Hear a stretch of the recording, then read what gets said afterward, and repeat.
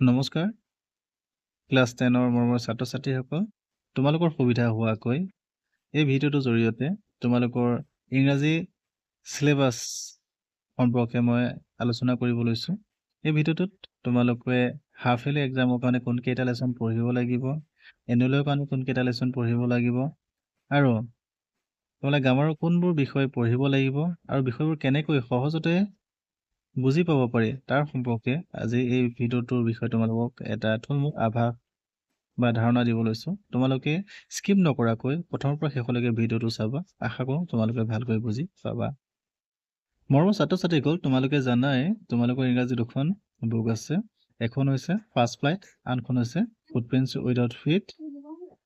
তোমালোকে ফাৰ্ষ্ট ফ্লাইটৰ 5টা লেসন পঢ়িব লাগিব আৰু 35ৰ পৰা 5টা পইণ্ট পঢ়িব লাগিব আৰু সাপ্লিমেন্টাৰী যি ৰিডাৰ আছে তাৰ পৰা তোমালোকে 4টা লেসন পঢ়িব লাগিব আৰু এই যিমান তোমালোকৰ লেসন 35 দিয়া আছে এইবোৰৰ ভিতৰত তোমালোকে হাফ ইয়াৰলি কাৰণে সুকিয়াকৈ পঢ়িব লাগিব, কমকে পঢ়িলে হ'ব।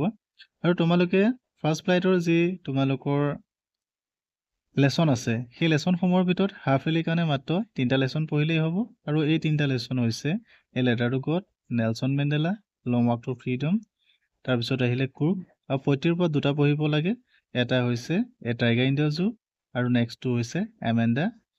আৰু তোমালোকৰ যি সাপ্লিমেন্টাৰী ৰিডাৰ আছে ফুটপ্ৰিণ্টছ উইদাউট ফিট সেই কিতাপখনৰ পৰা তোমালোকে হাফ ইয়াৰলি কাৰণে 2টা লেসন পঢ়িলেই হ'ল আৰু এই লেসন কেইটা হৈছে the midnight visitor and A question of trust. এতিয়া এইকেইটা লেসন তোমালোকে পঢ়িলে তোমালোকে হাফ ইয়াৰলি কাৰণে হৈ যাব। এই লেসনসমূহৰ লগতে বাকি যিকেইটা লেসন আছে সেইকেইটা লেসন মিলাই তোমালোকে এনুৱেলৰ কাৰণে পঢ়িলেই হ'ব।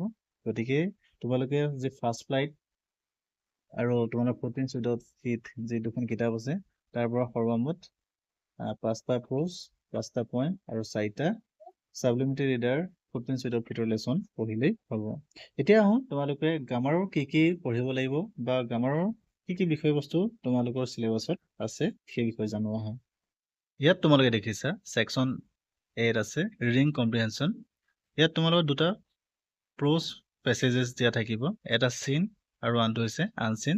এটা সিন আৰু আনসিন যি 2টা পেছেজ দিব এইটোৰ মাজৰ পাৰ্থক্য এইটোৱে যে সিন যিটো পেছেজ দিব সিন পেছেজটো তোমালোকৰ টেক্সট বুকৰ পৰাই তুলি দিব তোমালোকে পঢ়ি থকা পাঠসমূহৰ পৰা আৰু সেই পেছেজটো পঢ়ি তোমালোকে নিজে প্ৰশ্ন উত্তৰ কৰিব লাগিব। আৰু আনসিন যিটো পেছেজ দিব আনসিন পেছেজটো সাধাৰণতে তোমালোকে পঢ়িবলৈ নোপোৱা বা নপঢ়া এটা পেছেজ দিব আৰু সেই পেছেজটো পঢ়ি তোমালোকক কি কৰিবলৈ দিব তাই কেইটামান প্ৰশ্ন কৰিবলৈ দিব। গতিকে তোমালোকৰ এইটো ক্ষেত্ৰত তোমালোকৰ ৰিডিং স্কিলটো অলপ ইমপ্ৰুভ কৰিবা আৰু তাৰ লগতে তোমালোকে নিজে লিখিবলৈ চেষ্টা কৰিবা। সেকশন বিত আছে ৰাইটিং স্কিল। ৰাইটিং স্কিলত তোমালোকক আছে translation, substance writing, essay, story writing, letter writing, report writing. এতিয়া তোমালোকে যদি ইয়াত ৰাইটিং স্কিলৰ তোমালোকৰ যি আছে translation, substance writing, story writing, letter writing এই তিনিটা তোমালোকৰ হাফ ইয়াৰলিত আহিব। গতিকে তোমালোকে বিশেষকৈ হাফ ইয়াৰলিৰ কাৰণে কেনেকৈ ট্ৰান্সলেশ্যন কৰা হয়, কেনেকৈ ষ্টৰি লিখা হয় আৰু কেনেকৈ লেটাৰ লিখা হয় এই কথাকেইটা ভালকৈ মন দিবা আৰু শিকিবলৈ চেষ্টা কৰিবা।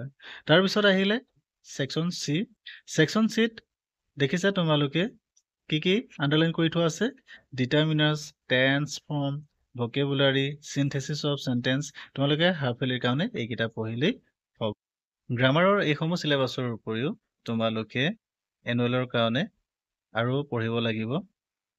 ক্লাছ 9ত পঢ়ি অহা গ্ৰামাৰৰ সকলো বিষয়বস্তু যেনে ট্ৰান্সফৰ্মেশ্যন অফ সেন্টেন্স, তাত তোমালোকে ডিগ্ৰী চেঞ্জ কৰিবলৈ শিকিছিলা, তাত তোমালোকে চিম্পল টু কমপ্লেক্স কেনে কৰে, কম্পাউণ্ড সেন্টেন্স কেনে কৰে সেইখিনি শিকিছিলা।